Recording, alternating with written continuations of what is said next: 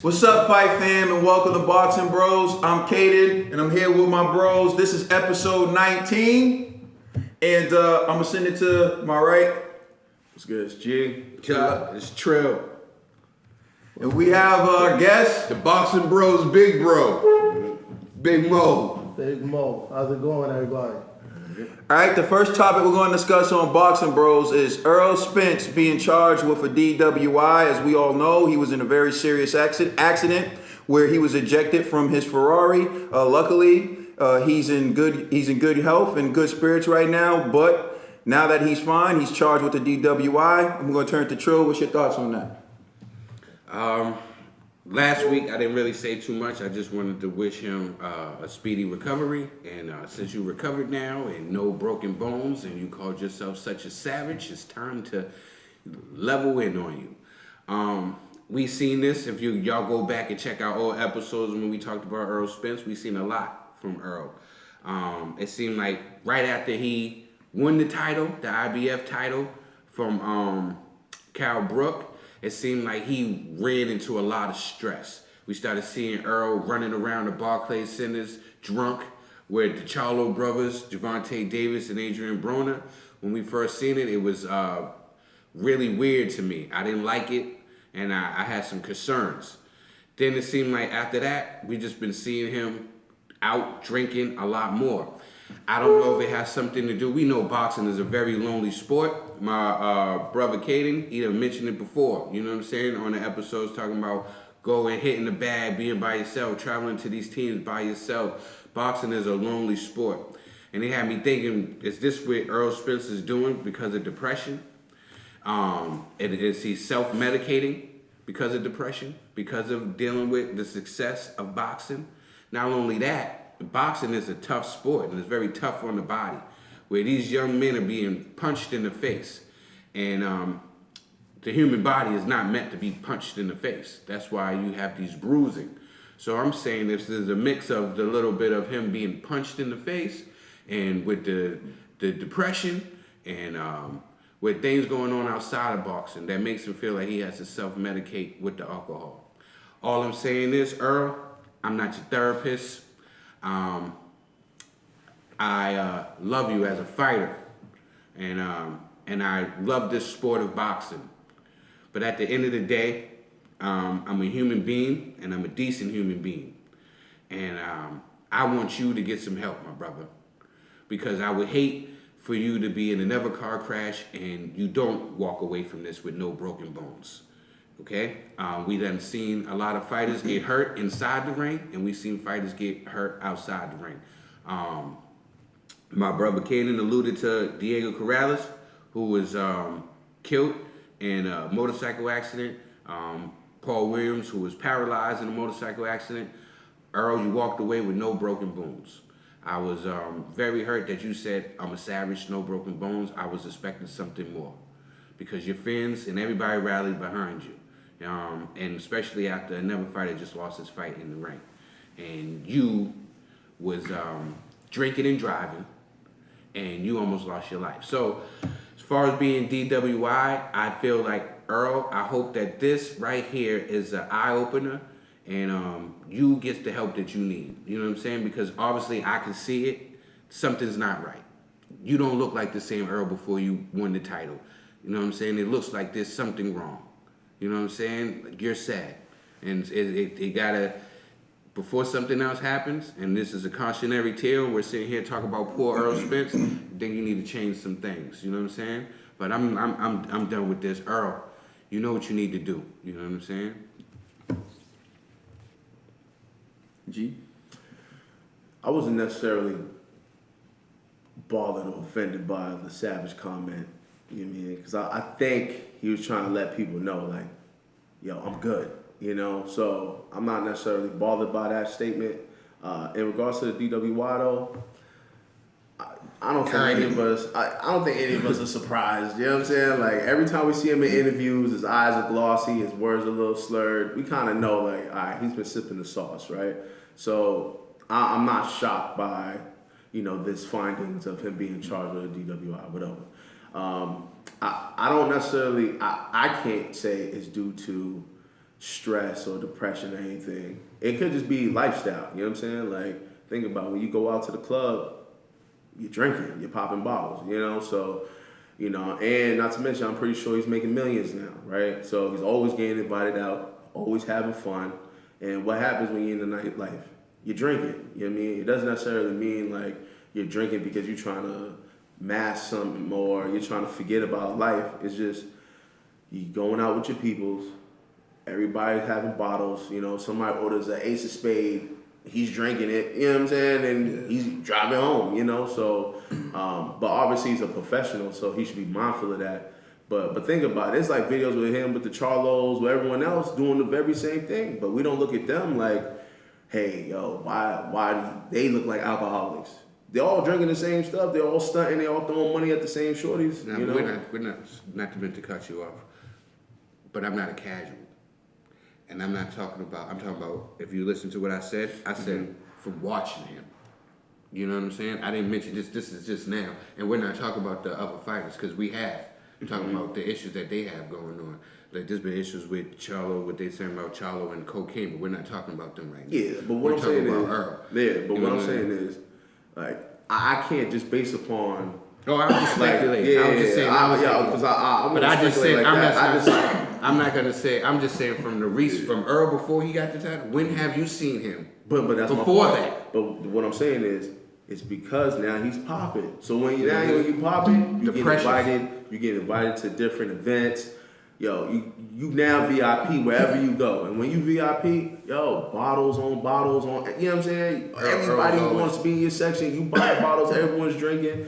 It's just that's that lifestyle. Now, a boxer should be well disciplined to be like, hey, although I'm going to these events, I'm not gonna partake. So there could be bottles in your section, but you don't have to drink it. You know what I'm saying? But again, this is probably all new to him. The newfound fame that he's getting now, the titles, unification. I'm not saying it's due to pressure. I just think it's due to access. Now that you're in these spaces, you're trying to hang out with your peoples. Your peoples is drinking, you drinking. You know what I'm saying? But like, you just gotta understand, you're a professional. You gotta put a limit on yourself. And this another thing that I'm thinking about is maybe due to the fact that he does drastic weight cuts, his alcohol consumption could affect him even more. You know what I mean? So like, it's one thing to be walking around your natural weight and you're drinking. There's another thing in the process of you losing like 20, 30 pounds and then you're drinking. That affects you way more than other people around you. So, you know, maybe when he's walking around at like 100, like 60 something, you know what I mean? He drinks, he's fine. But during training camp and slightly after training camp, he starts drinking, he's like really messed up. You know, so it could be a number of factors we don't necessarily know. So that's all I'm just bringing up. Like, it could just be the lifestyle that he may need to cut back on. Big Mo. Yeah. Well, my take on it is, you know, you got to do everything in moderation. You know, you got to realize too, he's a champ now, and there's always gonna be a camera in your face, or somebody want to talk to you, somebody want to do an interview, or when you out in the nightlife too, man. When you're a public figure like that, some people try you, and there's all type of things that go into it. So you got to carry yourself a little different than everybody else. You know, you got to hold yourself to a higher standard, and you know, kind of like just sit back and watch, cause you don't know what could happen. And money, alcohol, and fast cars, man, is the recipe for disaster, man. Like, he's gotta be more professional with himself and take himself and his career a little bit more serious. All right. Well, all we can do is speculate, right? We don't know the root of the drinking problem, so that's what we're here to do. We're here to discuss it and speculate. What I can say is this. We do know there's a drinking problem because we've seen Errol Spence lit at a few events. And he has that glow in his eyes. I have certain alcoholics in my family, and even when they're sober, there's still like a little glow in their eyes. It's kind of like the glow, like the liquor store glow. And and we were watching Earl warm up for the Sean Porter fight, and G was like, "Why does he always look drunk? Like even when like he's about to go off for a fight, why does he always look drunk?" And so it could be a few reasons. There are a few reasons why people drink, right? And it could be to self-medicate. It could be to self-medicate from depression. It could be to self-medicate from the wear and tear on the body, right? Who knows? Or it just could be that he's being exposed to a different type of lifestyle now that he has money and he feels the need to party hard because he's a successful young man who's being exposed to all these types of new events and people, and he wants to fit in. But like Mo said, when you're a professional, you have to do things in moderation. No one's saying like, hey, don't have a drink. But if you know you just can't have one drink, you can't put yourself in those types of situations and in that type of environment. Because when I first saw Errol Spence beat Kell Brook, I thought like Trill, Errol Spence for the next 3 years. But then when I saw him fight Sean Porter, I'm thinking Errol Spence might lose next year. So a lot of people thinking Errol Spence might lose tonight. exactly, yeah. So Errol Spence for the next 3 years was the guy who beat Kell Brook, and he just looked better. He looked more fit. He looked more dedicated to the sport. And then it looks like everyone branded him the boogeyman, and everyone branded him as the guy who was going to take over the sport, and he started to believe his own hype a little bit. Yeah. But with that being said, I do think that we should start taking advantage of sports therapists. What I mean by that is a lot of track stars have a sports therapist. When you go one-on-one, when it's you versus everyone, that's a very stressful thing. A lot of tennis players have a sports therapist. I'm telling you, it's very stressful when the world is watching you and you are to perform. A lot of people bet their houses on you. A lot of fans put their pride in you. It's a lot of pressure.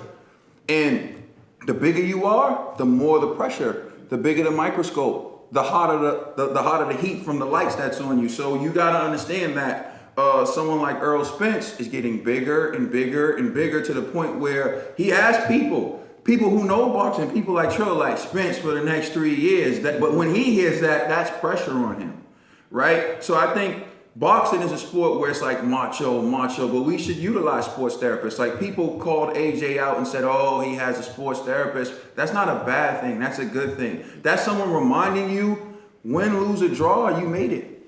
Yeah. Like, yo, Anthony Joshua, you lose to Ruiz, you're taking home money, you can support your family. At least you had the courage to challenge yourself. A lot of people don't even have the courage to do that. So this Errol Spence, I think, needs sports therapy, just like I think Adrian Broner. I think a lot of people need help because let's be real, they're in a sport that causes brain trauma. You can't test for CTE while someone's alive. I'm willing to put money on it. I hope, I don't know. I'm not saying I'm going to outlive Adrian Broner or whatnot, but I think we'll find out Adrian Broner has CTE at some point. So, instead of just judging people, when you see certain type of behaviors that's not normal, let's give them the benefit of the doubt. These guys are in contact sports, combat sports, drinking and all types of things. Let's get people around them who really care about them. Let's get people around them who really are going to help them take care of themselves. And so that's my take on it.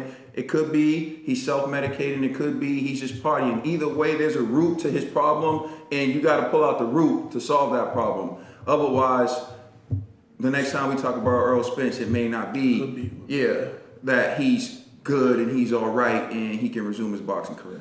Well said, coming from Caden from Boxing Bros. I couldn't say it better myself. You know what I'm saying? Yeah. A lot of times that drinking is, man, he grew up seeing that, and that's just in his mind. Like, this is what I'm supposed to do. This is it for me, man. And you actually brought up another point earlier. He was like, what was it true? I'm trying to remember. But like it said, like just because the came out without the broken bones, whatever, that doesn't mean anything. Because like you could get into a car accident and feel like you can't walk again. Everything could still be there, but one thing could be out of place. Ligament could be torn. It could be a number of things, and not to mention adrenaline. It could be like. Give it like a week or two, a month, whatever.